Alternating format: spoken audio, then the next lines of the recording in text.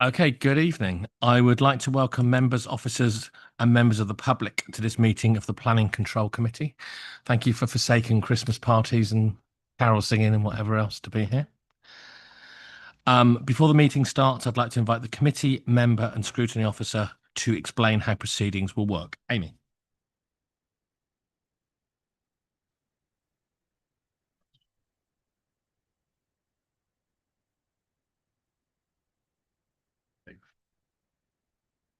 If a member wishes to speak, they should use the speak button located on their microphone unit. The microphone will light up green and the chair will be alerted to their request to speak. When the chair invites you to speak, your microphone will be made live and will turn red, at which point you can speak. When the public participants are invited to speak, their microphones will be made live by the committee officer. Voting. When requested to vote, voting is via the yes, no, abstain buttons on your microphone unit. Details of how members voted will be shown on screens around the room, and the results will be visible on the YouTube live stream. In the event of a tied vote, the chair will have the casting vote. Are there any questions before we start the meeting? No, I'll hand back to the chair then. Thank you, Amy. Apologies for absence. I've received apologies for absence from Councillor Ruth Brown, Councillor Caroline McDonnell, and Councillor Val Bryant. Are there any further apologies? I think it's a full house, isn't it? Yeah. Item 2, minutes of the meeting for 20th of November 2025. I'd like to propose that we take as read and approve as a true record the minutes of the meeting held on 20th of November 2025. May I have a seconder? Councillor Mantle, thank you. Are there any comments on the minutes from 20th of November? No? Then we'll move. Can I see those in favour of approving the minutes?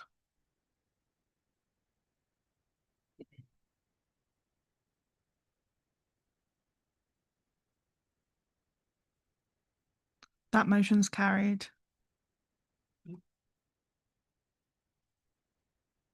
Notification of other business. There is none. Right. Recording. In accordance with council policy, this meeting is being recorded. The recording will be available both on the council's YouTube channel as well as on the council's ModGov site alongside the documents from the meeting. Declaration of interest. Sorry. Members are reminded to make declarations of interest before an item. The detailed reminder about this and speaking rights is set out under the chair's announcements on the agenda. To clarify matters for the registered speakers, thank you to members of the public for joining us this evening. To confirm, you will have between 3 and 5 minutes, as advised by the committee services team, to make your verbal presentation to the committee. All speakers will receive a warning when you have 1 minute remaining. Following the conclusion of your time, members will be invited to ask points of clarification. At the end of your allotted time, you'll be advised that the time allowed has ended and you must cease. Debate procedure. In order to move to a debate on an item, we will require a proposer and seconder for a motion at the appropriate time in the meeting. This should take into account the information in the officer's report and will follow the officer's presentation and any public presentations, including member advocates, as well as any questions of the officer and points of clarification for the public presenters. As a reminder for members, should you wish to propose a motion contrary to the recommendation included in the officer's report, you will be required to provide clear and evidence reasons for this proposal. Section 4.8.23a. For the purposes of clarification, in order to vote on an agenda item at this meeting, a member must be present for the entirety of the debate and the consideration for that item. If a member leaves the room at any point of the item, they will not be able to vote. Meeting cut-off. As outlined under 4.8.24g of the Council's Constitution, if the meeting proceeds to 10:30 p.m, the item being considered at that time will be the final item considered at tonight's meeting. The remaining business will be deferred to the next meeting on Thursday, the 22nd of January, 2026. Withdrawal of item 6. Item 6 has been withdrawn to allow officers to have more time to consider new information. This item will therefore be brought to another PCC meeting. Public participation. For item 7, which is application 552 OP. I have Robert Wilson. Thank you. Dean Goodman. Thank you. Councillor Lisa Nash. Hi, Lisa. And Chris Ball. Thank you all. I say item 6, 2501 766 OP, land on the south side of Cowards Lane, Codicott, Hertfordshire, has been withdrawn from the agenda. So we move to item 7, which is application 2301552 OP, land south of Watton Road, Nebworth, Hertfordshire. And may I ask Paul Chaston to present? Thank you, Chair, and good evening, members. I've got a few updates for you before I start. First one is I've received 2 further neighbour representations objecting, both objecting to the application. Both of these are available to view on the council's public access system. The representations haven't raised any new issues that haven't already been addressed in the report and are summarised as follows. There are concerns about traffic flows as a result of the development, particularly in the centre of Nebworth and on Watton Road.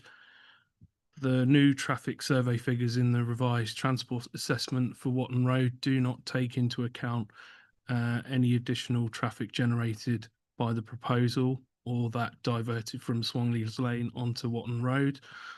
The transport assessment does not acknowledge the narrowness of some areas of the footway and carriageway along Watton Road, and the road is not suitable for cycling due to traffic volumes. Watton Road roundabout is also not safe for pedestrians and cyclists due to the lack of safe crossing points. Swanleys Lane does not have a footway on either side beyond the school. It's therefore unclear how these routes are to be made safe for the expected pedestrian usage.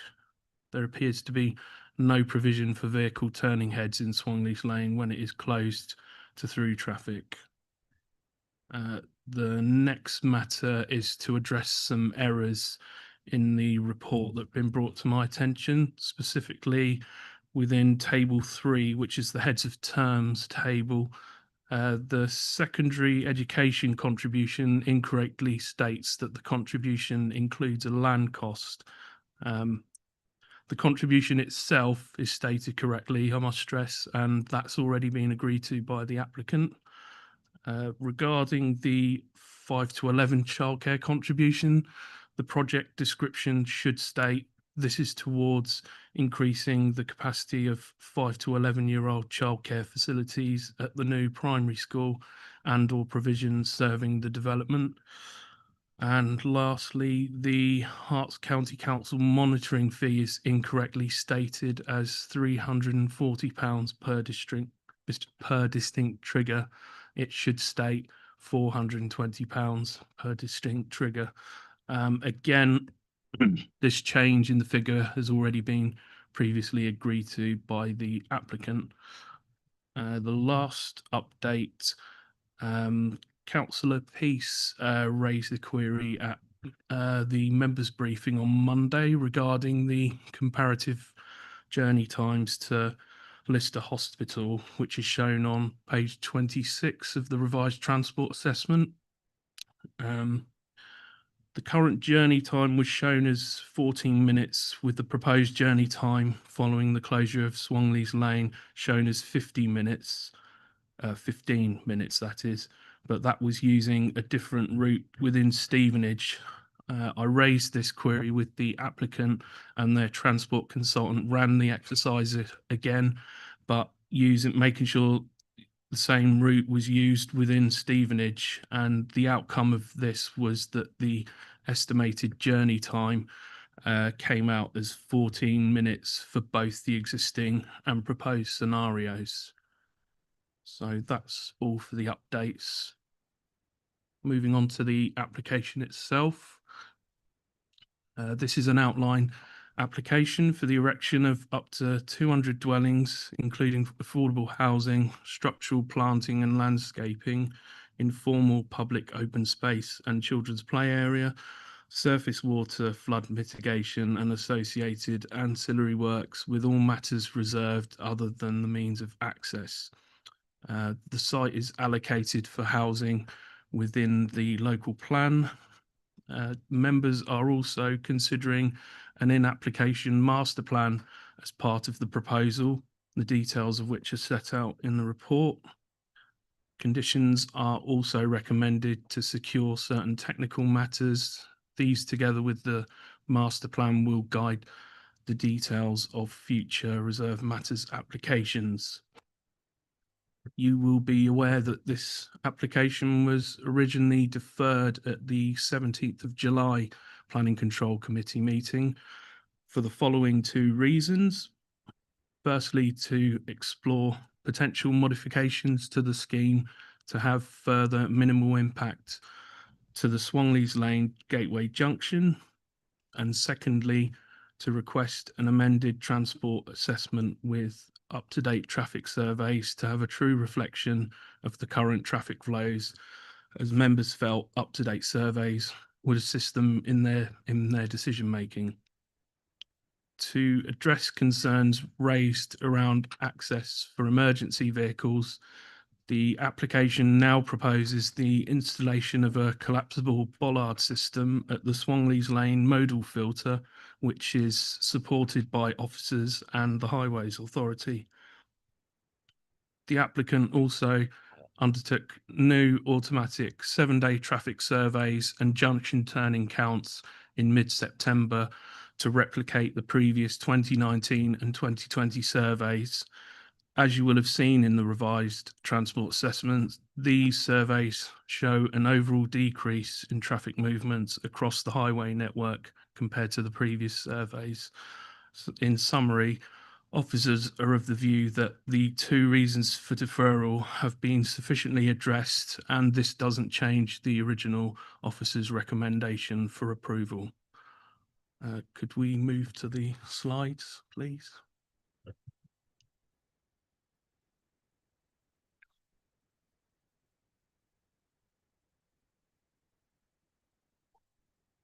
So this is an aerial photo showing the extent of the site boundary edged in red, and the site is located immediately to the east of the built-up area of Knebworth. Next slide, please.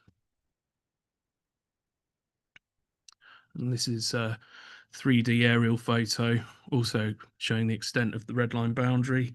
On the left, you can see the southern parcel of the site with the central parcel roughly in the middle and the northern parcel on the right.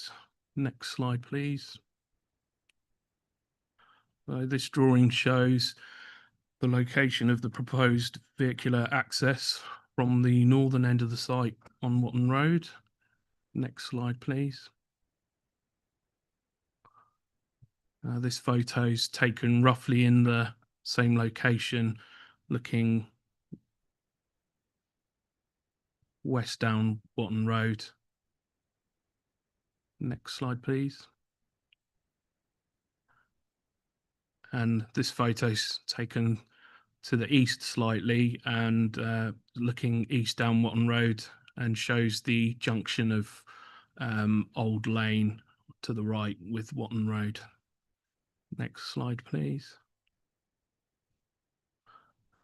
This drawing shows the proposed active travel crossing link in the northwest corner of the site at the junction of Watton Road and Bell Close. Next slide, please. And this further to the last slide, this is taken in the proposed location of that crossing. Next slide, please. This is taken in the northwest corner of the site by Watton Road, looking across the northern parcel of the site. Next slide, please.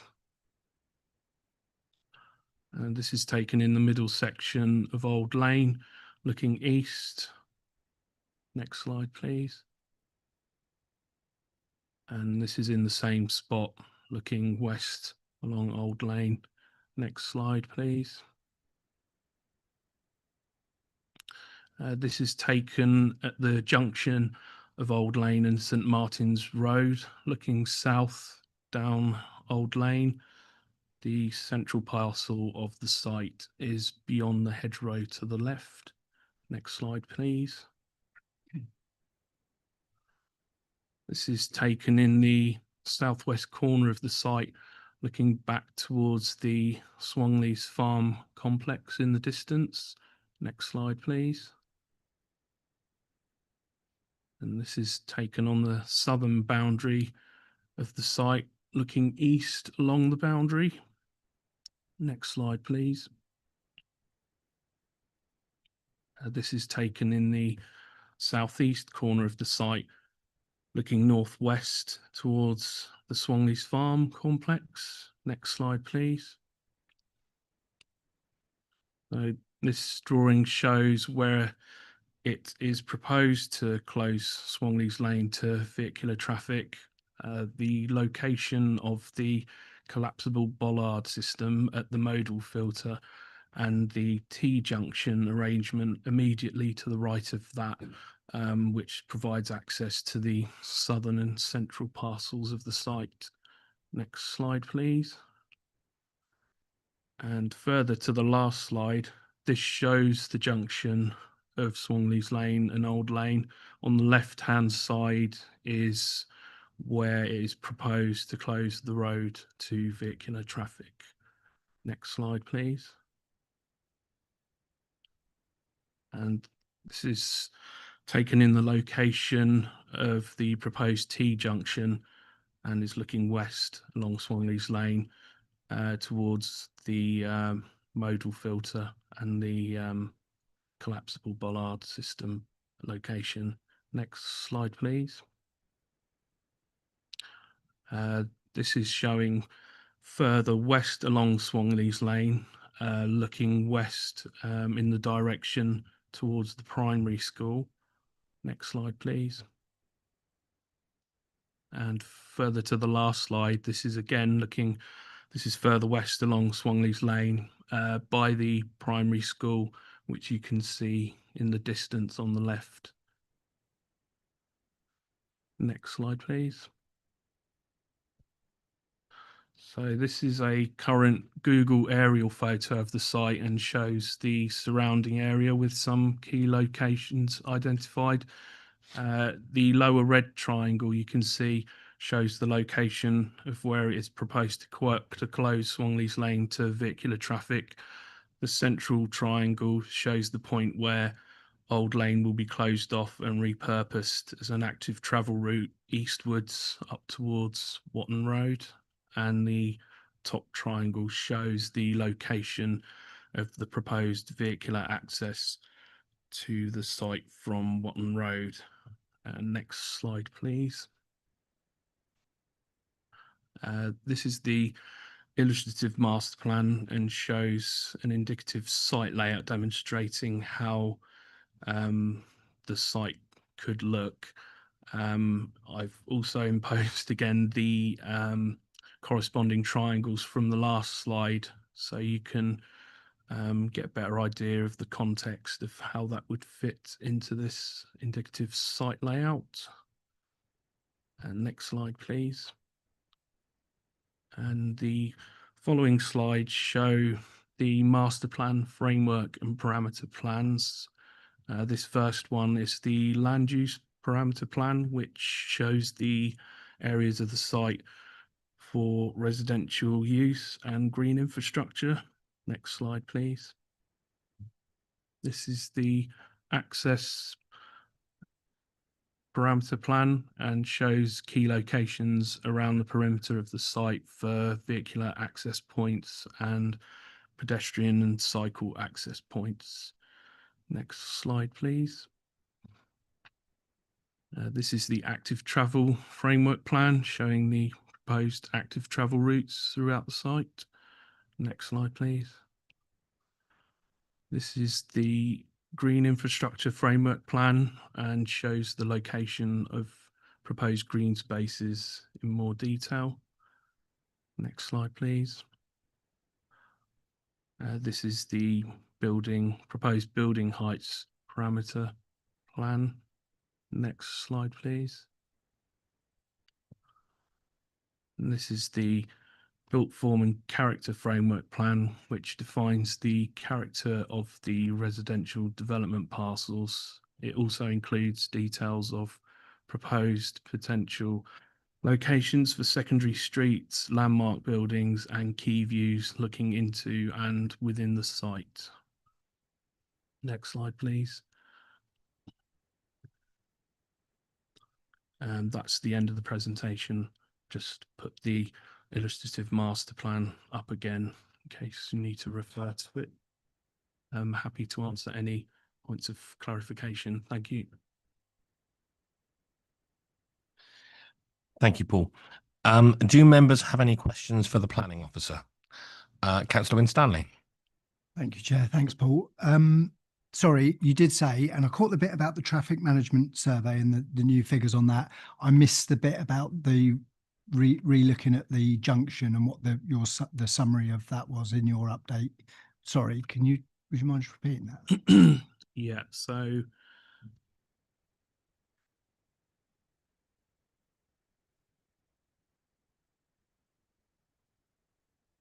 yeah, the summary I gave was that the survey show an overall decrease in traffic movements across the highway network compared to the previous surveys. And then there was, sorry, Chair, and then there was the bit about the other reason for deferral was to relook at the alternative plan for the junction. Yeah, so we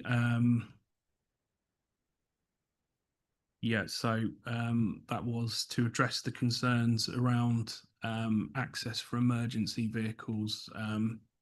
The applicant now is proposing the installation of a collapsible bollard system at the Swanleys Lane modal filter, which will enable emergency vehicles to continue using Swanleys Lane as the through traffic normally does currently. Does that answer your question? Okay. Thank you. Councillor Ian Mantle. Thank you. Who will be responsible for the maintenance of the bollards? Take that one. To be honest, that's not something that we've discussed, and it wouldn't have been decided at this point, but it's most likely that if it's serving a highway function, then it would be the highway authority that would take responsibility for it and may require a commuted sum to do so. I mean, there won't be electronic bollards, so they won't need ongoing maintenance. I mean, there would just simply be a locked folding bollard. My concern, Mr. Chairman, is that there have been problems with bollards in the past in various places, and I was wondering how we'd ensure that they actually remain in working order, because nothing's worse than a set of retractable bollards which won't retract. So to be clear, there won't be automatic retracting bollards. They will just be bollards which are locked in position with a padlock, which the emergency services have a universal key for, and then it just folds down, so that there really isn't anything much to go wrong with that. So they really shouldn't require much maintenance. If you're thinking about mechanical ones that have been used for bus gates, those are being phased out because of that maintenance concern. No. Thank you. Councillor Tom Tyson. Tom. A couple, if I may. Firstly, looking at the traffic surveys, the automatic traffic survey, despite saying that there's a sort of overall decrease in traffic numbers, there was just one particular figure where there seems to have been quite a significant jump at the Watton Road, that westbound peak flow. Has that been accounted for in any way? Is it an anomaly, or is there a reason that can be detected to explain that? So I think the table you're looking at is the comparison between 2020 and 2025, is it? Yes. So that's the flows.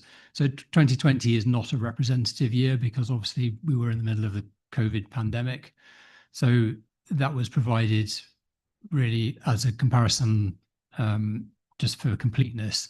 The more useful comparison is with 2019, which is the traffic counts at the roundabout, which is where the congestion is experienced rather than on the road. And that shows a decrease in traffic flows in all directions, I think. Does that? Please come back, Tom. Thanks. Just to come back on that. Even if we're not comparing 2020 with 2025, there still is a strange blip in those numbers, as far as I can tell. Everything else seems fairly sort of stable and unremarkable in that respect. But that jump from, I don't know, no, yeah, it is a comparison. But as I say, the numbers for 2020 seem fairly unremarkable in terms of stability across those routes, whereas in 2025 there is that one significant big leap in the numbers. I just wondered if there was a way of explaining it. So, I was about to ask where the question was, Tom, and you beat me to it. I'm sorry. Sorry, I'm probably just repeating the same question. Anyway, can I ask another one? so Chair, I'm happy to answer that, Okay. that one. So the applicants, consultants have provided some possible explanations for that increase in traffic, and they identify a development at Bradbury End, which will have generated some more traffic. So it's suggested that some of that additional flow will be from there. But it's they've also just indicated that perhaps some traffic is rerouting via Watton Road to avoid congestion on the high street. So it may be that some traffic is going up that way rather than via Swangley's Lane now. So it may be more reflective of the traffic pattern that we would see with the development.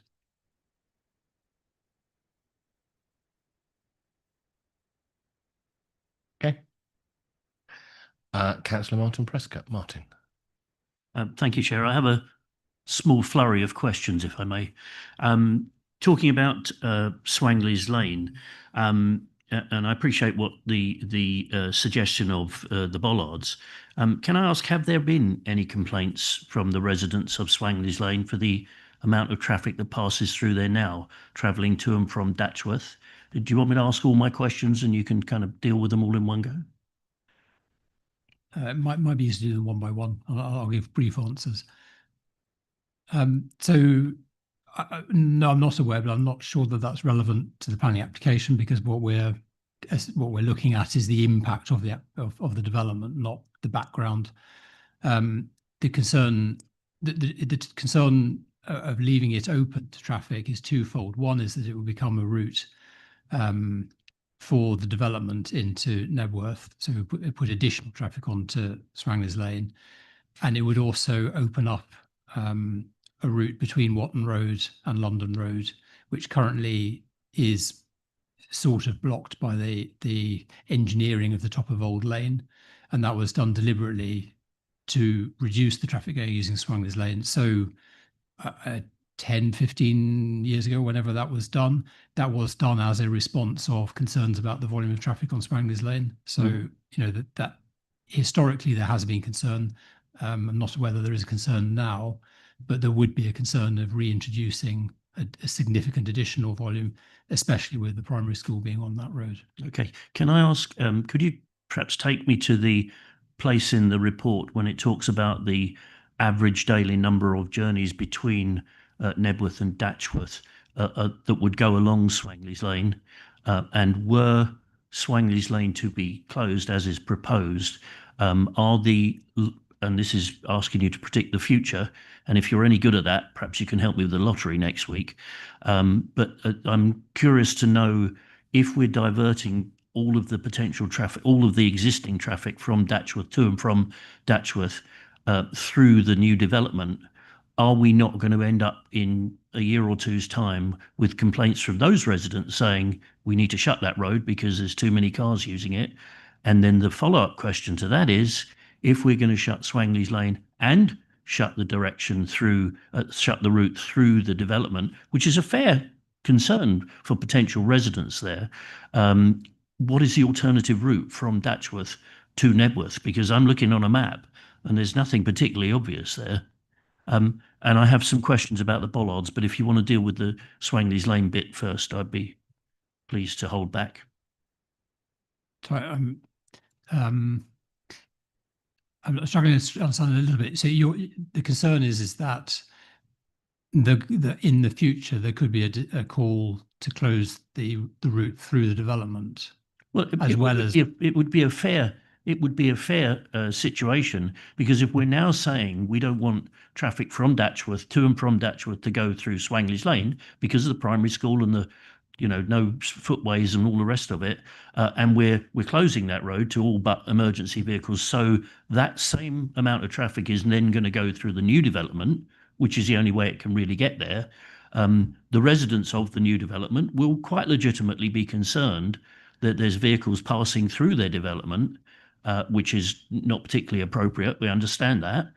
So potentially we may be back here in a year or two's time, or highways may need to face that question. And let's preempt that by saying, well, okay, so if you're one of the people that regularly travels from Knebworth to Datchworth along Swangley's Lane, and if that road in any form is closed, how else will you complete that journey?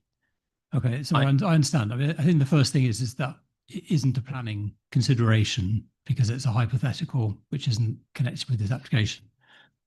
But we're here to discuss. I agree. And to give you a constructive answer, the design of the access road through the middle of the development will be very different to Swangley's Lane. So Swangley's Lane is so narrow, there is no space to put a footway on it, whereas the road through the development will have footways and a cycle route, so that there won't be the conflict between motor vehicles and people who are walking and cycling that exists now on Swangley's Lane.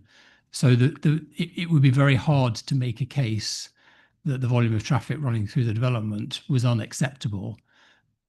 And in any case, Datchworth is never going to generate that much traffic that it would cause that kind of a concern. And if it was causing a concern there, it's going to cause concern somewhere else in the network. So I think, to be honest, it's a hypothetical that's fairly well outside the kind of realms of possibility that we have to consider in a planning context. Thank you. But sorry, I thought you said in the response to my first question that there haven't been any recent complaints from the residents of Swangley's Lane.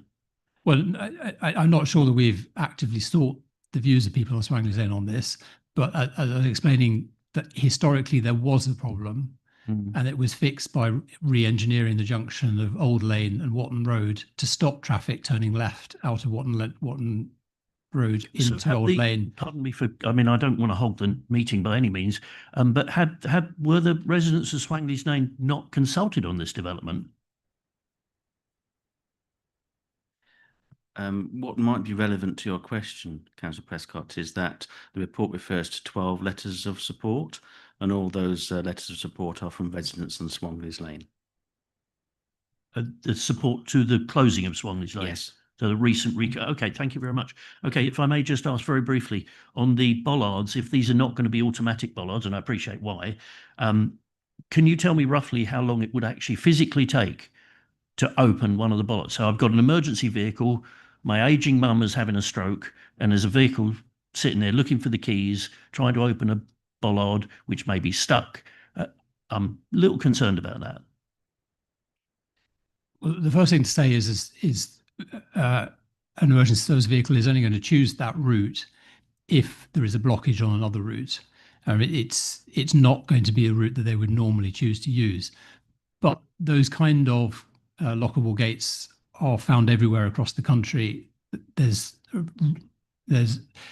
a universal key that's used to unlock them. I presume that they are checked periodically to make sure that they're not, the lock isn't frozen. So I'm not aware that there's ever been a concern about using those, and certainly the emergency services haven't indicated a concern about using them elsewhere. So I can't see why there would be here. Okay.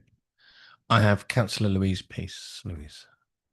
Thank you. So I'm following up from Councillor Tyson's question, really, and going on to table 6.3 in the transport report, which has two separate tables, and one of those does involve data from 2019 as opposed to 2020.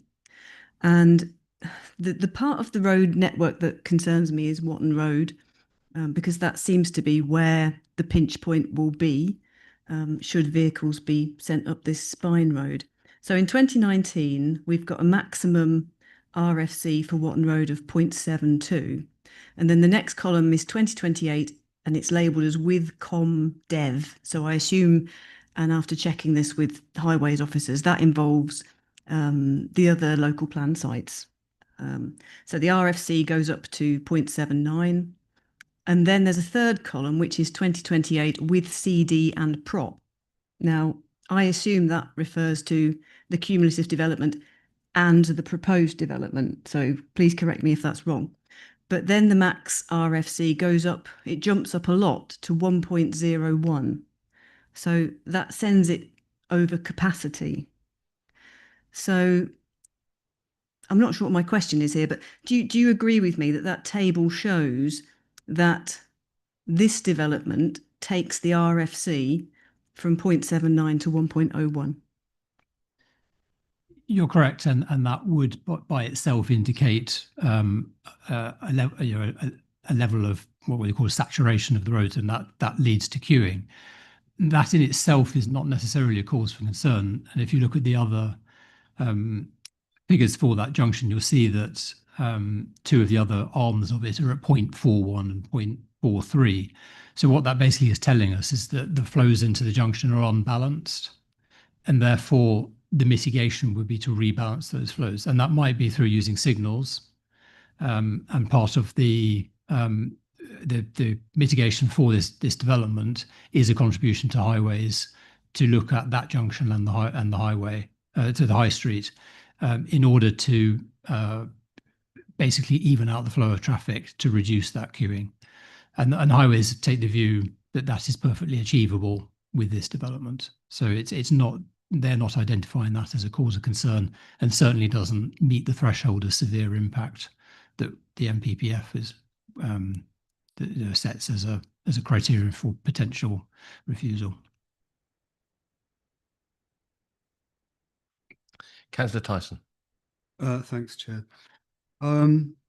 I had a couple of questions about pedestrian and cycle routes. One was that, can you just confirm the situation at Swanleys Lane at the development end, that there's literally no way of creating a safe space for cyclists or pedestrians there, or prioritising them over motor vehicles?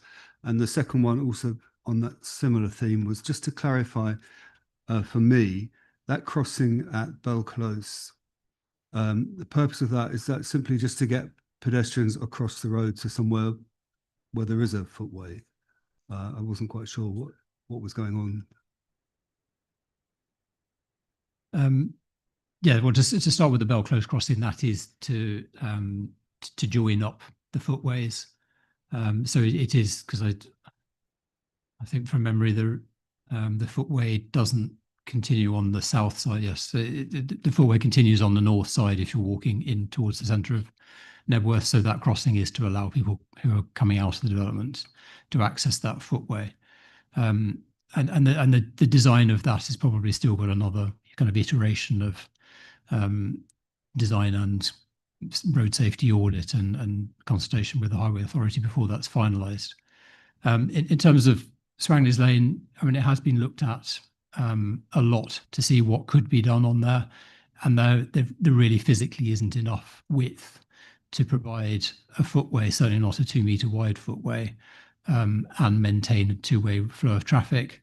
It has been suggested that perhaps you would have a one-way system, but if you think about that, that would actually, well, that has two problems. One is it will actually increase traffic speeds, because one of the reasons why people slow down is because they might meet an oncoming vehicle.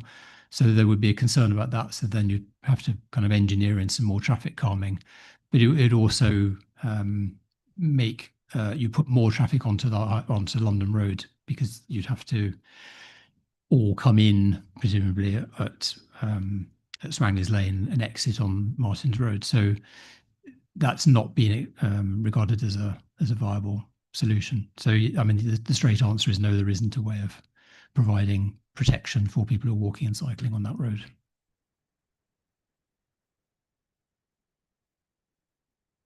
Tom, wish to come back?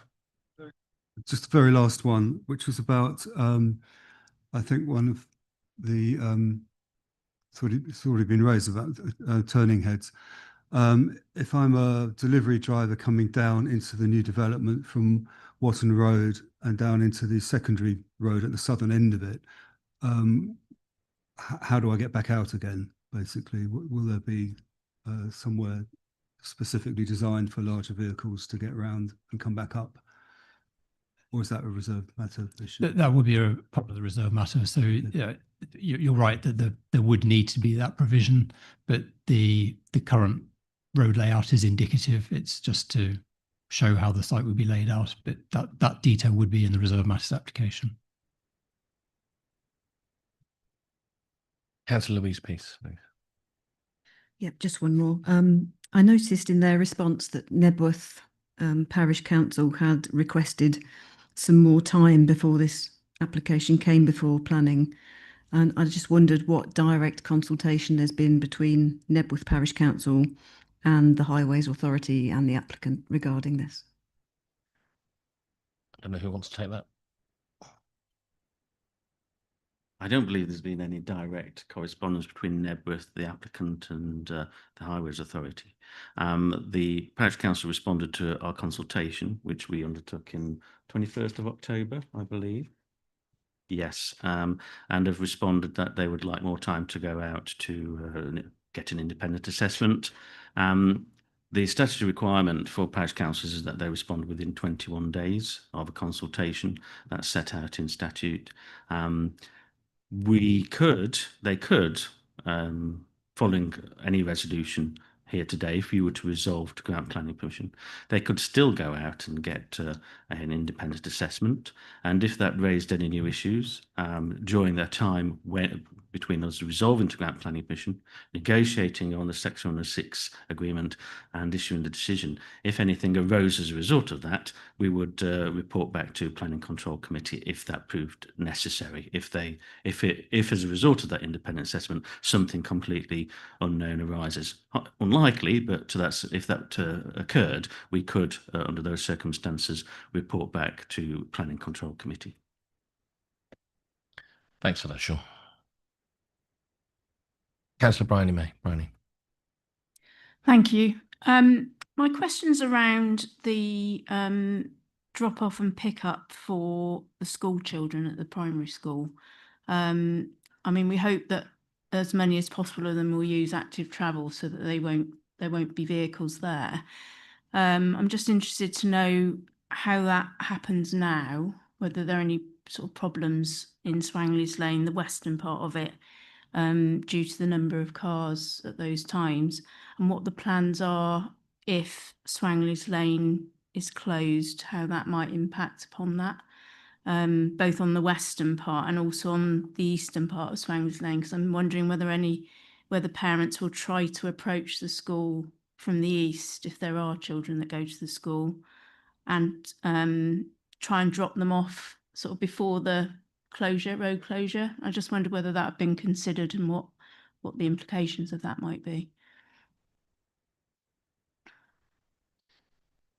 So the applicant has suggested that one possibility is to create a schools street outside the school, which means that there would be no vehicular movement permitted outside the school, and that would be managed in conjunction with the school. In other locations, that has proven to be very effective at making people feel that it's safe to walk or cycle with their kids to school, because they don't have to negotiate the sort of chaos of vehicles manoeuvring around the entrance to the school. I think that's something that the Highway Authority would be keen to look at as a possibility, but I think the applicant has indicated that that may not be necessary because there won't be through traffic on this route. Any traffic that's coming in and out of Swangley's Lane or St Martin's Road will be residential or potentially dropping off at the school. But I'm not sure that's necessarily really connected with the application. I think there are a number of options that can be explored. It's now the case that people can park in the car park on St Martin's Road. Yes, it is just off St Martin's Road, the St Martin's car park. They can park there for 30 minutes for free. And some parents do park there and then walk their kids to school from there. Others park in other residential streets and walk from there. So, you know, I mean, ideally they'd be walking from home, but if they can walk to the school without creating traffic chaos outside the school, then that's preferable. So, yeah, we've probably got the same questions. You go ahead first. Okay. So yeah, I can see that the western end of Swangley's Lane. If you've got parents approaching Swangley's Lane to take their children to school from the east, moving westwards, my understanding is that they would, before where Swangley's Lane would be blocked, they'd turn up through the new development, and then they'd have to turn left onto Watton Road, and I haven't got the whole of the map up here, but it would be sort of a route round through Nebworth, presumably, to get to school. Is there a chance that some of those, I don't know the volumes of the children involved, but is there a chance that some of them may try and drop the children off at the barrier in close to the new development? And if that was a large proportion, could that be a knock-on problem that might cause some issues for the new residents, maybe? It's one of I mean, that happens in all sorts of locations, that people will park somewhere and then walk with their children to the school from there. It's possible that they might park on that, you know, on the Baxter Road. There will be some visitor bays there that they could use for that. If it turned out that the volume, you know, the numbers of parents that were doing that was, you know, for instance, causing an obstruction to the road, then the Highway Authority would look at that and, you know, then consider, you know, putting in yellow lines or whatever. But I think it's all fairly theoretical. I don't think anyone's anticipating that the problem would be unmanageable. Thank you. I had a sort of supplementary question to Brian's first one. I rather like the idea of the schools lane. How would that be? Is that something that would be a condition or something that would be discussed as preserved matters? Or I think it's something that the Highway Authority would discuss with the applicant as part of the Section 278 agreement for those works on Swangley's Lane. So it would be subject to further consultation as part of the highways process of doing a traffic regulation order and whatever for that. Thank you, and thank you for your answers. I have no further questions showing. So may I ask our first public objector, Mr. Robert Wilson? Robert, you have 3 minutes, and I'll let you know 1 minute left. Chair, members of the committee, thank you for the opportunity to speak. My name is Robert Wilson. My wife, Mary, and I live in Swangley's farmhouse. Our primary concern about this application is the closure of Swangley's Lane. In July, you deferred this application to consider options that would keep Swangley's Lane open while deterring rat running. The applicant's revised proposal still closes the lane to general traffic with lockable bollards for emergency access. Despite the committee's clear steer to keep the road open, this approach does not address the concerns you raised. For us and neighbouring communities to the east, Swangley's Lane is a key route to essential services in Nebworth and beyond. My wife Mary has a life-threatening medical condition requiring rapid access to hospital. Additional detours and delays could be critical. The claim that the closure would add less than 1 minute to hospital travel is based on a Google estimate without time of day context. And even your officer's report recognises that queuing on Watton Road in the morning peak can vary substantially due to its relationships with the A1M. In an emergency, minutes and seconds matter. Lockable bollards do not solve this risk. They introduce uncertainty for urgent access, cannot assist when a patient must be driven by a private car, and add avoidable delay at the worst possible moment. Any malfunction could prove catastrophic. The traffic impact of the development is clearly unacceptable. Updated counts show that Watton Road Station Road roundabout currently operates within capacity, but the traffic from the development would push its capacity to absolute theoretical maximum. This would inevitably worsen congestion, cause delays, and pose safety risks. Keeping Swangley's Lane open to through traffic would help mitigate pressure on that junction. I know from my own experience how bad traffic congestion can be in Knebworth. In July, Watton Road was closed for 3 days for repair work, and Swangley's Lane provided alternative access. 1 minute. However, if Watton Road closes, which isn't unusual an occurrence, and Swangley's Lane is also closed to traffic, the route to and from Knebworth for us and other traffic coming in would be torturous. In my case, this would require a 12-minute drive around the village. There is a better alternative. I commissioned my own highways consultant, Landmark Consulting, to come up with options that would keep Swangley's Lane open while deterring rat running. This is done quite simply through junction alignment and turning bands. Coupled with the 20-mile speed limit, Swangley's Lane would be a safe environment for all road users. We have sent this design to council, but it could not be considered. We have tried to engage with the council and county council to discuss our concerns, but this has fallen on deaf ears. It appears to us that the county council is driving their own agenda in respect of Swangley's Lane in order to tick boxes to promote pedestrian and cycling. This is at the expense of vulnerable residents who rely on motorised transport and will isolate us and the villages to east. For these reasons, I respectfully ask that you refuse the application or require redesign that keeps Swangley's Lane open but prevents rat running as per Landmark proposal. This is the balanced, lawful and compassionate course that safeguards resident support the network and honours your July resolution. Our objection focuses on proposed closure to Swangley's May I ask Lane. you to conclude? Thank you for the opportunity. Thank you very much. Sorry to interrupt you. Right. Are there any points of clarification from members of the committee to Mr. Wilson? Martin. I hear what you're saying, and I have some sympathy for that. But we've heard from the officers that there have been representations from some of the residents of Swangley's Lane actually in support of the application, and I'm wondering how you feel that would square with the points that you've made. To my knowledge, there has only been one, sir. I thought you referred to several. That is St Martin's Road, not Swangley's Lane. So do we have people in support who live in Swangley's Lane?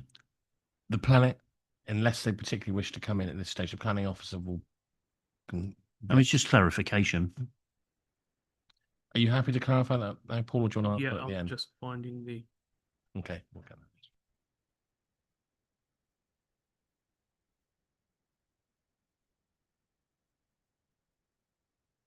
Yeah, so there were 12 letters of support I can see here. I don't have the information available.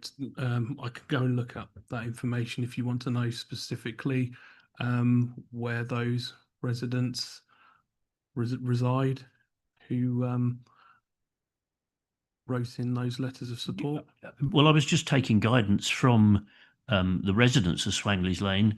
My concern is about closing it, but if the residents are fully in favour of it, then, you know, I have to defer to that. They have the local knowledge. But if in fact the residents of Swangley's Lane aren't supportive of the development, then I would come back to the original point and saying, well, why close it? We don't need to debate it now. We can debate it later. But that was why I asked the member of the public, if there are so many people from Swangley's Lane supporting the development, how does it square with what he's saying? But if you're saying, actually, we don't know. I'm saying that there's 12 residents writing in to support the application. If you want, as I say, if you want me to look at specifically where those residents live, I can look that up for you. It might be helpful. Yeah. Okay, I'm conscious that we do come back at the end of the speakers. We'll return to the officers so we can ask any questions there. I have Louise Peace. Louise. Apologies, I'll have to face this direction to ask you a question. I know that your strong preference is for Swangley's Lane to stay open. In my ward, I'm aware that we have a situation where we have one of these lockable bollards, and residents also have access to the key to get through the lockable bollard because they need to access the rear of a property in this case. I wondered how you would feel if there was potential given your unique situation on this road, to have access through the bollard, if that was possible? I thank you for your question. Sorry, is it for me? Sorry, I don't want to be inappropriate. I asked the same question of highways, and they absolutely refused to offer me that facility. So yes, it would make a big difference to my situation and to my wife's situation, but it has been turned down absolutely. Thank you for that answer. Thank you. I have no further questions at this stage. So if I may ask Dean Goodman. Dean, you have 3 minutes and I'll let you know you have a minute left. Thank you, Chair. My name is Dean Goodman and I represent Datchworth Parish Council as Chairman of the Planning Committee. I'm a Chartered Town Planner and Highway Engineer, now retired, previously running my company as a planning consultant, and prior to that as Head of Planning in a neighbouring Hertfordshire District Council. At your earlier meeting on the 17th of July, both Councillors Prescott and Nash expressed concern regarding intended changes to the Swangley's Lane highway arrangement. And Councillor Prescott specifically asked whether the roundabout arrangement initially shown could be reincorporated. In response, Mr. Ball, the applicant's agent, confirmed, and I quote, "It would be easy to reintroduce. For this and other reasons, your committee agreed to defer so as to obtain clarity on traffic management issues."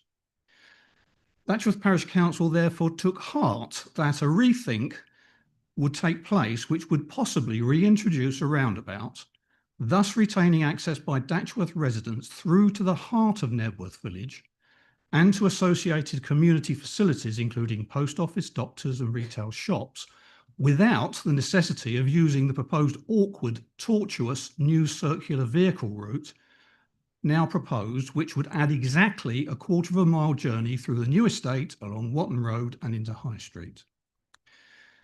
It is therefore disappointing that the new transportation assessment and additional plans remain silent on the roundabout option. Nil comment. With something that would be easy to reintroduce, we ask that officers at the very least provide members of this committee with detailed information on this crucial deferral issue. Remember, the applicants seem happy to keep Swangley's Lane open in some form. The added benefit, of course, would be to discourage significant hire vehicle trips generated from the new estate, travelling through Datchworth as the easiest and most direct route south should Swangley's Lane be closed. Why should vehicle traffic from the new estate turn north to Watton Road when the quicker and simple, easiest journey is through Datchworth? Has impact on the wider local network through Datchworth, for example, been fully considered? Have matters of highway capacity, traffic flows, convenience travel and environmental impact all been assessed in this context? No, this does not appear to be the case. The transport assessment is unfortunately limited in its geographical range. We do not feel our voice is being heard. Please consider the broader impact. Thank you, Chair. Thank you very much. And I forgot to give you 1 minute warning, so you kept spectacularly to time. Thank you. Are there any points of clarification to Mr. Goodman? Councillor Prescott. We've heard that rat running is a concern, or potential for rat running is a concern, and certainly was in Swangley's Lane before the junctions were re-engineered some years ago. If we're minded to give permission to the new development, how would you, as a professional or former professional, suggest that we would avoid the issue of rat running from the new development itself, and would the new roundabout in itself actually help or hinder that problem? Chair, in my view, as a past professional, retired professional, and as chairman of the planning committee of Datchworth Parish Council, the roundabout option was the preferred option for two reasons. One is access by Datchworth residents to get to the facilities in Knebworth, and also for the new estate occupants to have alternative means of access so that they can go in two directions rather than one. So there's a joint benefit there in both contexts. Does that answer your question? Thank you. I have no further questions as it stands. Thank you. If we could move to the member advocate, Councillor Lisa Nash. Lisa, you have 5 minutes. I'll let you know you've got a minute left.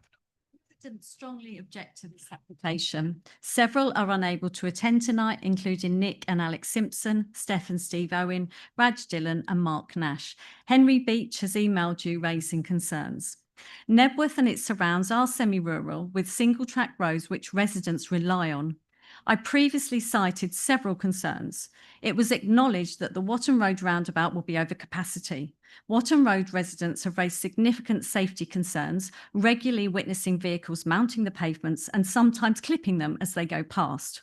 A road which already has speed calming measures that HCC have agreed are non-compliant, poorly set out with many technical issues throughout, issues which remain unresolved since the last planning committee. Swangley's Lane is an essential lifeline for Datchworth residents who regularly use Nebworth shops, and closing this will undoubtedly isolate them, have a negative impact on Nebworth's businesses, as well as increasing response times for emergency vehicles, taking me 15 minutes to get to the Lister now with no traffic. Many Nebworth children need to travel to receive education. There is no secondary school and the primary school is oversubscribed with a waiting list. Contrary to officers' understanding, Nebworth is poorly served by public transport, which is often unreliable and very limited east to west. Those of you who have visited Nebworth will know the topography and demographics of the area makes a modal shift unrealistic at best in a village with few employment opportunities and most of us having to travel outside for work and to Welling or Stevenage for GP appointments. The assumption that a modal shift is achievable on as many as 200 new dwellings is untested, unquantifiable and not evidence-based. The new traffic report is at best misleading. It fails to acknowledge developments, only mentioning the 150 new homes in Walmer Green, not the 770 nearby developments, including Bradbury End, which is still being developed. The carriageway and footway widths of Watton Road contained in the report are incorrect. It states that Watton Road is 5 to 5.5 metres wide. Parts are nearer 4.5 metres, travelling east from Bell Close to the crematorium, which also generates a lot of traffic. A significant amount of the footpath is extremely narrow in places on the residential part at 1.25 to 1.3 metres wide, much lower than the recommended minimum of 2 metres wide for walking, with no footpath or street lighting on the non-residential section to Bradbury End. Claims that traffic has increased by 17% since 2020 are inaccurate. At peak times, the data in Table 3.3, paragraph 10, shows an increase of 143% for westbound traffic, amongst other figures which have been omitted from the narrative. It is suspicious that the roundabout capacity modelling in section 6.11 shows reduced RFC values compared to the previous assessment, which seems rather at odds given that 143% increase westbound at peak times. The council should require sensitivity testing using higher peak hour flows to ensure the assessment is robust.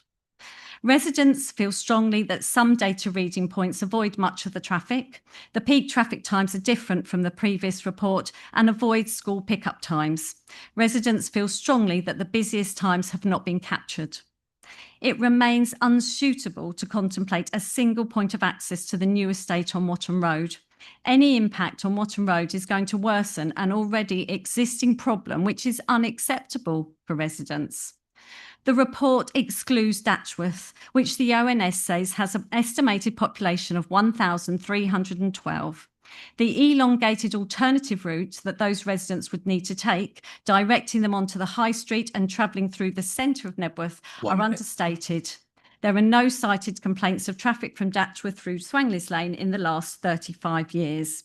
The cumulative effect of increased traffic from this development is significant and not justified, and without appropriate upgrades to the highways will be so detrimental to the residents of Nebworth that it renders this proposal non-viable and incomprehensible. It is fraught with difficulties and safety issues. I urge you to reject this application. If you are minded to approve it, please consider the following conditions. Conducting a robust traffic survey, rectifying deficiencies in the new one, including accurate data on the Watton Road B197 roundabout, retaining existing woodlands, hedgerows and mature trees, keeping Swangleys Lane open, imposing 20-mile-an-hour speed restrictions on Swangleys Lane and Watton Road, ensuring that deficiencies around the speed calming measures which HCC have acknowledged are rectified, and scale back the development, enabling increased parking and the school to expand. Residents from St Martin's Road do favour the support of Swangleys Lane closure because they feel there will be less traffic for them on their private road. Thank you. Thank you, Lisa. Right. Do we have any points of clarification for Councillor Nash? Louise. You said that there's no secondary school in Nebworth. Could you just elaborate a little bit on how secondary school children get to their schools, where those schools are, and whether there's any public transport to get them there? No, actually, secondary school travel is a massive problem in Nebworth. And with our current allocation of secondary schools, children are expected to go to the Priory School in Hitchin, which is a considerable distance away. Whilst they can get the train to Hitchin railway station, then it is a considerable distance from Hitchin railway station with no transport of a couple of miles walk, I believe. I'd have to check that exactly for you, Louise. A lot of the students also go to the school in Sheppel, Barnwell, which again, depending on where they live in the village, they cannot get transport. The footpaths from the village towards Barnwell directly are much less than the minimum 2 metres on along the main road, and some children have been seen walking through Bradbury End. And as I said, there's no footpath on much of Bradbury End with high banks and no street lighting. So for many parents, getting their children to secondary school is a massive problem, and they do have to rely on using cars.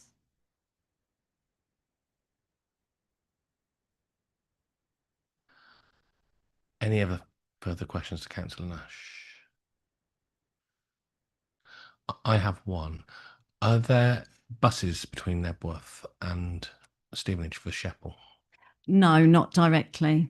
There are some buses into Stevenage, but not directly to the school. There is a school bus, but it's very, very expensive, and not all residents are entitled to use it, depending on the distance that the child would have to travel directly from their house to the school.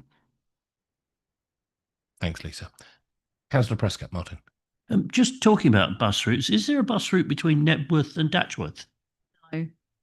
There's very, very poor bus routes in the entirety.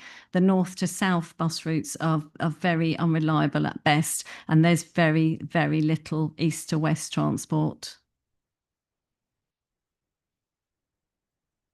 For Lisa? No? Sean? Chair, in answer to Councillor Prescott's question, I have a clarification. All the letters of support the closure of Swangleys Lane, or the arrangements that involve the closure of Swangleys Lane. Of those letters of support, 9 were residents of St Martin's Road, 1 of Swangleys Lane and 2 of Old Lane. Thanks for the clarification, John.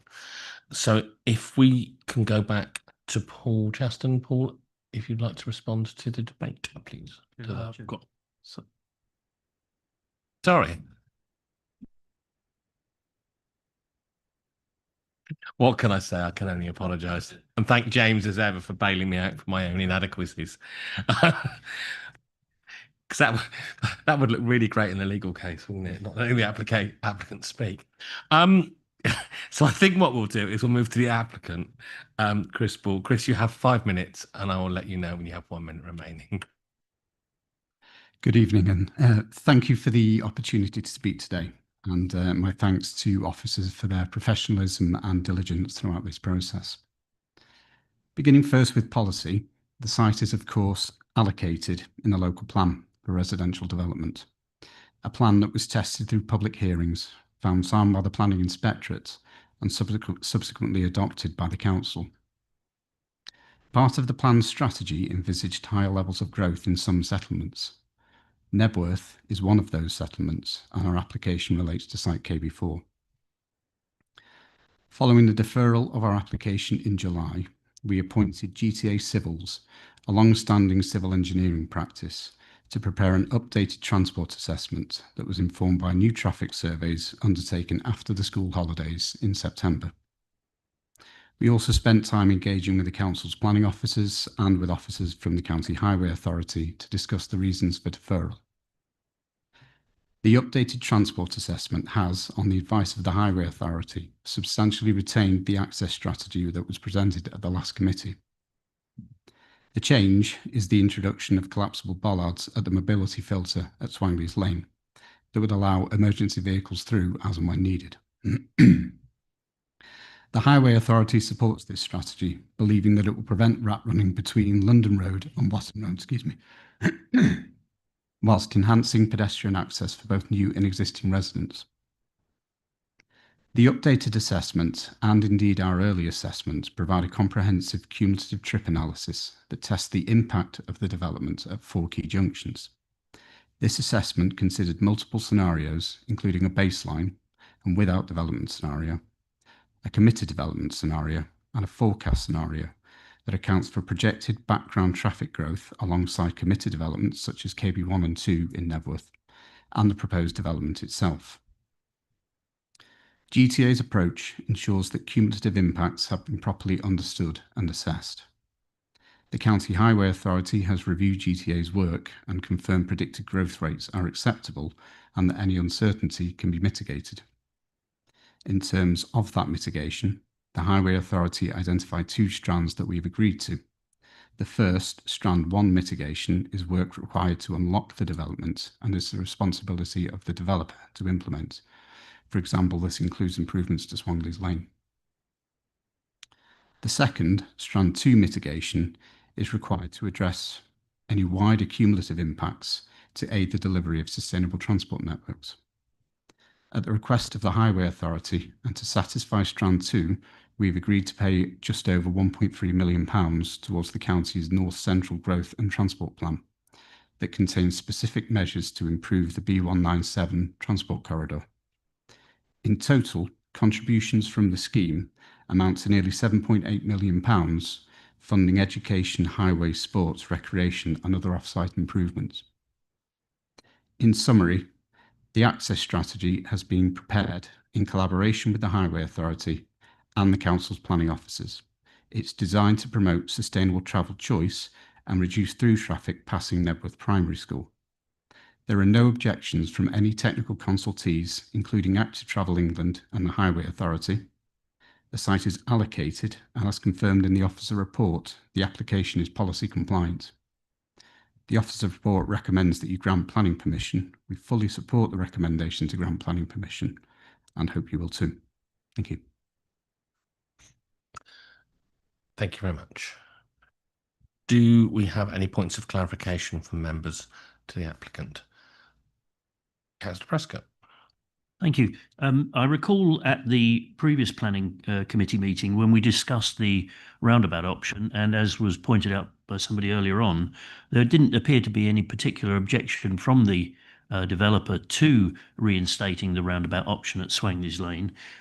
So my question is, well, I have 2 questions. My first question is, was the traffic consultant asked to model the option that included the roundabout and keeping Swangley's Lane open, or was that dismissed and not considered at all?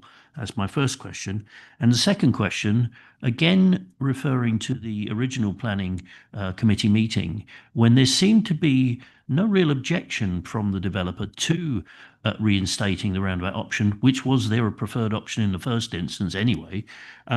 My question is, who on earth is driving the closure of Swangley's Lane? Because it doesn't appear that the developer is driving that option. And from what Sean has told us, there doesn't seem to be an overwhelming support from the residents of Swangley's Lane to its closure. I'm wondering, where is that pressure coming from? I think we possibly drifted into rhetoric there, but I will ask the applicant to answer the simple questions. Okay. In terms of the evidence base, the transport assessment reran the earlier transport assessment. In terms of the roundabout, our first, a little bit of history first. This is our second planning submission. Our first planning submission on this site included a roundabout option. That received quite a heavy objection from the County Highway Authority. That's why in our second planning submission, the mobility filter was added on Swangley's Lane. Following the deferral of planning committee, we discussed with officers the ability to reintroduce the roundabout, but that was discounted as it had already been deemed unacceptable as part of our first planning submission. To be absolutely clear then, the developer doesn't have any objection to the roundabout. The residents don't have any objection to the roundabout. It is the Highway Authority that is insisting upon closing Swangley's Lane. Is that correct? On the basis of the perceived benefits to the prevention of rat running and the active travel route down from the development past the school. Thank you for that clarification. Thank you. Councillor Claire Billing. Claire. I'm not sure if it's a question that you can answer or if it's somebody else that would answer it. The money that you're paying into education as part of Section 106, I assume, can that be used towards school transport? The total sums to fulfil SIL guidelines, they have to go to approved projects. Those projects are identified in the heads of terms. So not necessarily to school transport, but it would be to the projects that have been identified in the heads of terms that are set out in the officer report. It's more funding of school places. Okay. Do we have any further questions for the applicant? No. In which case now I actually will go back to the officers to report. I do have one question for you, but I'll let you do your report first. What I'd like to confirm is it's not just the Highway Authority who supports the access arrangement, it's planning officers also. We see clear benefits in encouraging active travel from occupiers of this development towards the centre of Knebworth and in particular to the school. If a roundabout at that junction would do the opposite to what our policies seek to achieve, which is encourage active travel and encourage people to use the car and drive along Swangley's Lane and drop their children off, for example, at the primary school, which would not be conducive to the safety of users of Swangley's Lane, given that it's not possible to put in a roadside pavement for pedestrians and there's potential conflict between pedestrians and users and drivers along Swangley's Lane. So that is seen by planning officers as a clear advantage in terms of the proposed scheme by encouraging active travel from users of, for example, the proposed development, occupiers of the proposed houses, compared to encouraging them to get in their cars and drop their children off at the primary school, which is only a few hundred metres down the road. Thanks, Sean. Edward. Chair, thank you. I just wanted to kind of reinforce the point that Sean has just made. So if I could draw members' attention to paragraph 117 of the NPPF, which says that applications for development should give priority first to pedestrian and cycle movements, both within the scheme and with neighbouring areas, and second, as far as possible, to facilitating access to high quality public transport. So that requirement is there in national policy, it's in the local transport plan, it's in our local plan, it's in the master plan, that the priority must be to design for active travel. And to illustrate the kind of the folly, if you like, of not doing that, is that if we were, for instance, to put in the roundabout on Swangley's Lane, that would severely discourage residents of that new development from walking or cycling with their children to school. So those residents would drive to the school, even though it's only a kilometre. And so the objective is to make sure there is a safe environment for those residents to walk or cycle with their young children to that school and not drive. And that's one of the principal objectives of behind closing Swangley's Lane to through traffic. Thank you, Edward. Councillor Prescott. Are we into debate yet, or can I respond to the officers? We are still in questions to the officers who are Okay, my question is as follows, I'd make a point about high quality public transport, I think is the phrase you just used. We've heard repeatedly that there is no high quality public transport available there. I don't expect you to answer that. I've just got that from the residents and the local councillor. My question relates to the reality of a situation.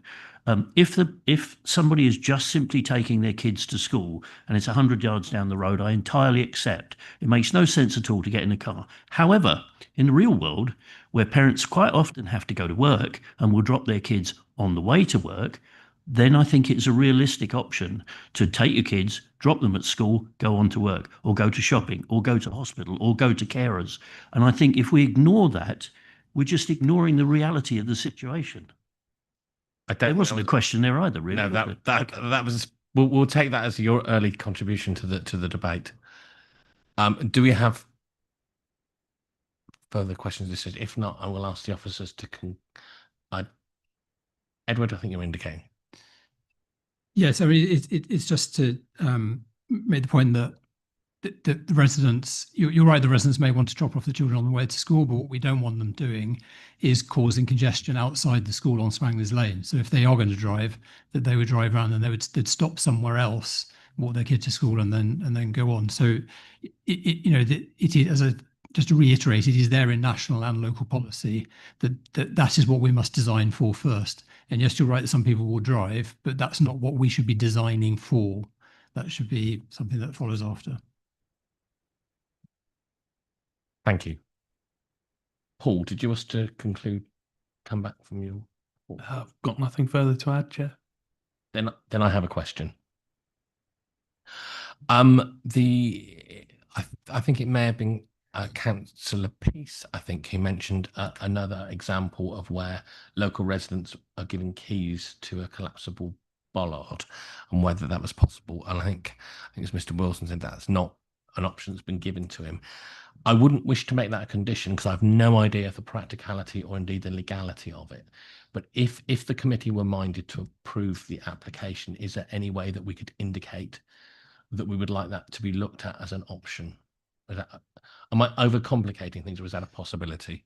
So, Chair, I can't answer for the Highway Authority, but clearly the Highway Authority has given a view on this already to the resident. The fact that the emergency service vehicles would be able to go through there, including ambulances, that would be deemed as satisfying the legitimate concern in terms of in a health emergency. In terms of personal access, I don't think it could be justified that a resident would have a privileged access where the alternative route, as someone has already pointed out, is a quarter of a mile or 800 metres. It's not a major hardship that the Highway Authority would seek to address on an individual basis. I should also say that the use for emergency service vehicles does allow also the use for emergency access in the event of something that was blocking Watton Road, and that point was also made. So if there was a blockage on Watton Road, then it would be possible to unlock that bollard and allow traffic through on Swangley's Lane, as in the event of an emergency event that's not necessarily for emergency service vehicles.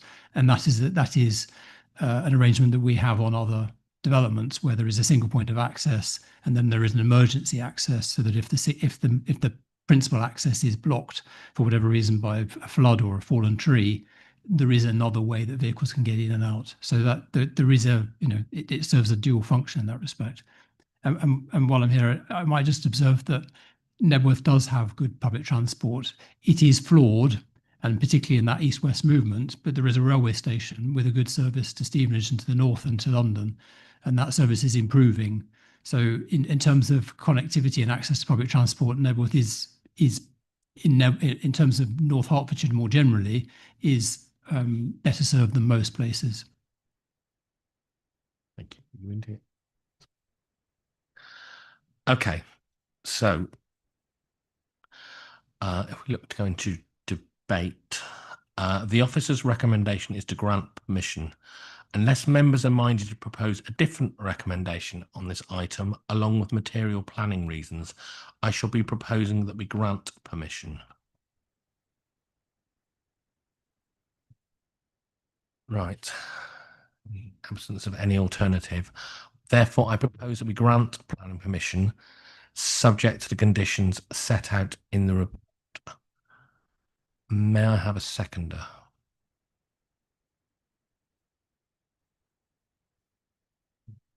Oh, sorry. Yes, I'm happy to second that. I Sorry. reserve my right to speak, Chair. Councillor Fernandez, thank you.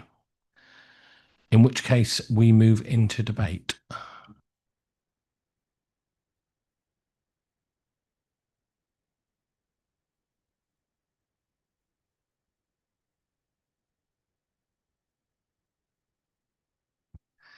Beaten to the button. Councillor Prescott, go on. I still have very significant concerns about this, and I don't think we've had the questions answered. I appreciate the last point, Councillor, the officer made about being able to open the road in the event of a closure of Watton Road for whatever reason, and that was going to be one of my questions. So thank you for addressing that. But I still think, and also the point about the trains is accepted, but it doesn't really help if you live in Datchworth or Datchworth Green, because if you shut that road, you're either got to go through the new development, which is going to be causing a nuisance to the people who live there, or you've got a very, very long way around to get there. I'm very uncomfortable with this, because although we do accept that we can't expect developers to solve problems outside of their development area, we don't expect them to make it worse. And I think this development will make matters worse in terms of traffic.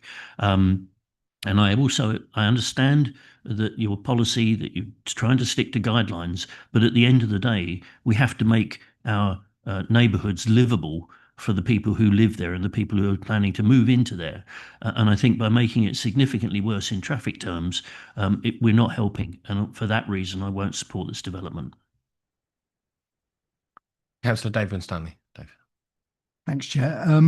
My only element of objection to this is the closing of the Swangley's Lane. I don't object to the development, but I'm not entirely comfortable about that element of it.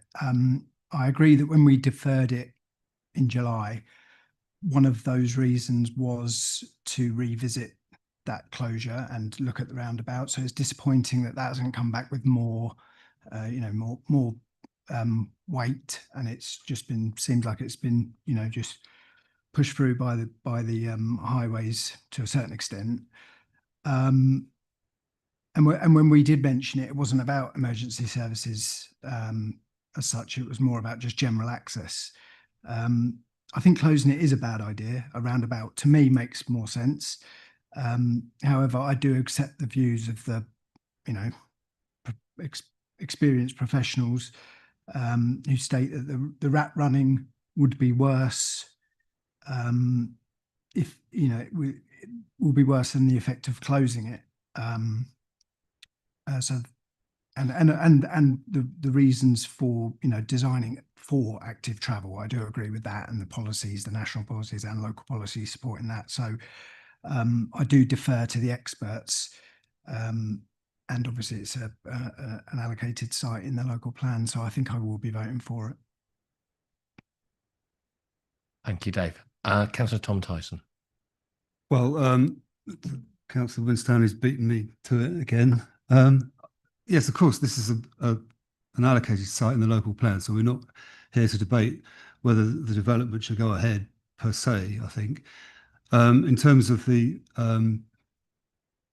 application before us, there was a time at the previous meeting when I was dubious myself about the closure of Swangley's Lane.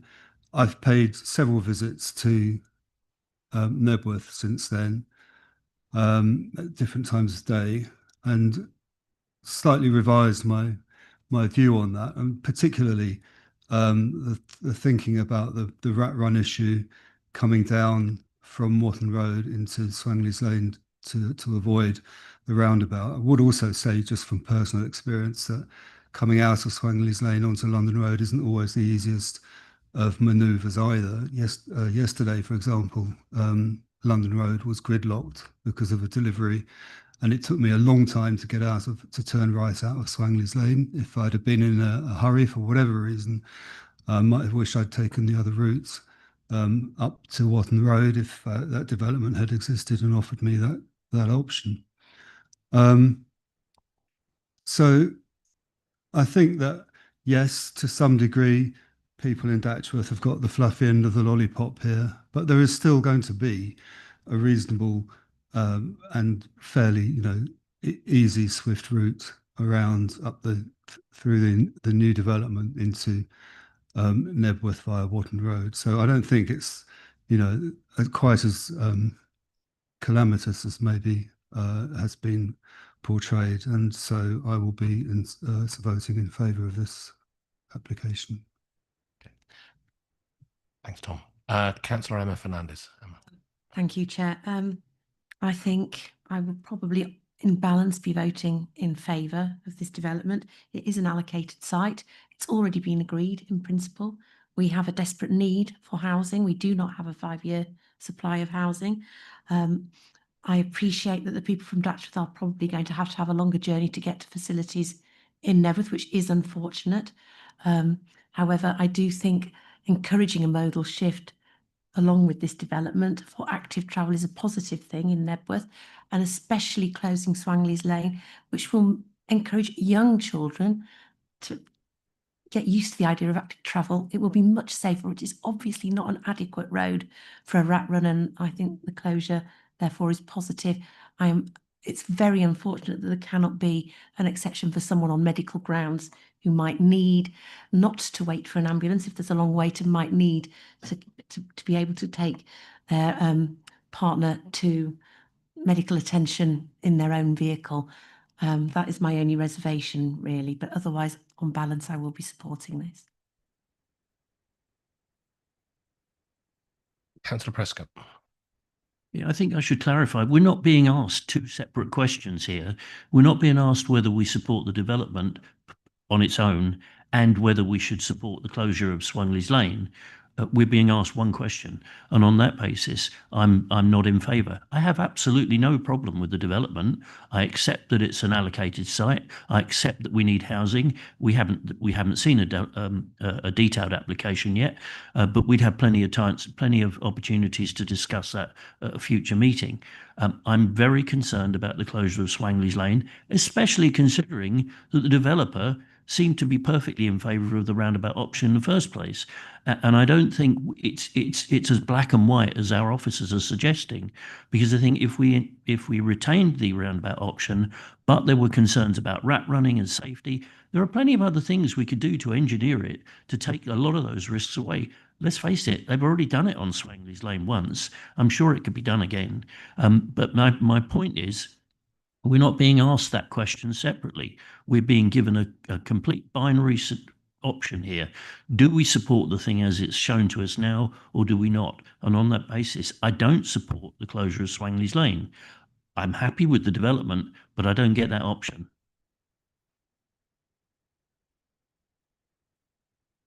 Okay, Councillor Mantle. I'm a little concerned because we seem to have been missing out of this. If Swangley's Lane stays open, it will be used by the people in the new development. That's something which hasn't been being mentioned. We've talked about other people and rat running, but that's not rat running. That's just simply using an alternative access. And if we think that's acceptable, fine. If we don't think that's acceptable, then we support the application as it stands with the closure of Swangley's Lane. Councillor Louise Peace. I think this is a really hard decision. I understand the reasons that Highways have given for wanting to close Swangley's Lane. I remain very concerned that it wouldn't be a hardship for Herts County Council to grant Mr. Wilson access to that bollard. It's one property in a very unique location considering where this road is going to be closed.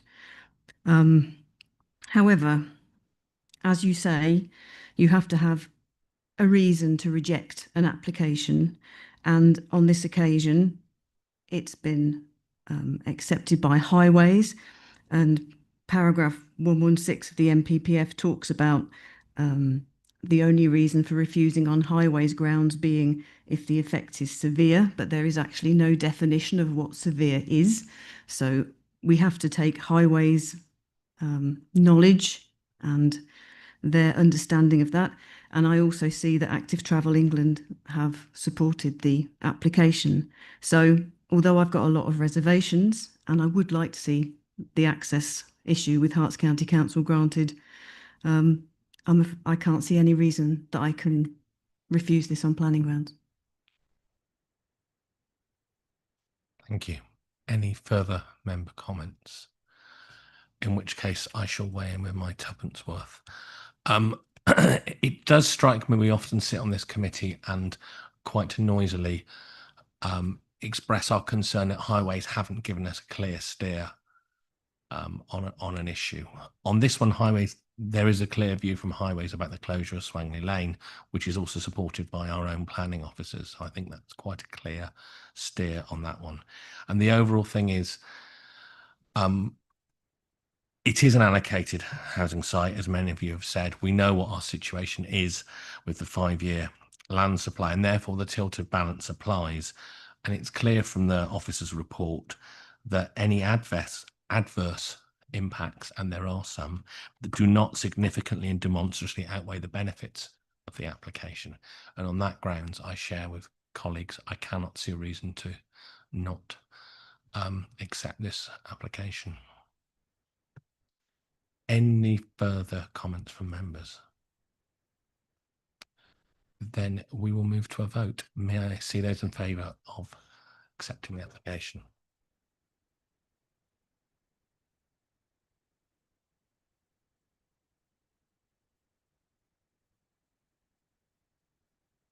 Chair, that motion's carried. Thank you. Which I think brings us to the end of our business. Our next meeting is on the 22nd of January, the meeting on the 15th having been cancelled. Yeah. So you get at least a decent long break from planning committees. I would like to, before we leave, I would like to say a couple of thank yous. I would like to thank the officers who all supported throughout the calendar year, have supported this committee incredibly well, even when I forget to do things like let the applicant speak.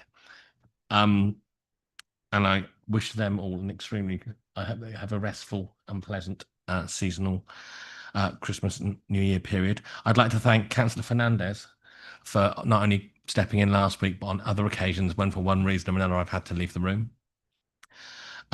And I'd like to thank the committee. I have said this before, the planning committee carries a weight of business far, far, far beyond any other committee. And yet I was going to check the numbers, but I think most of you have attended a vast number of meetings. And I thank you all for that on behalf of our residents. So thank you very much. And I wish everyone a happy Christmas and New Year. Thank you.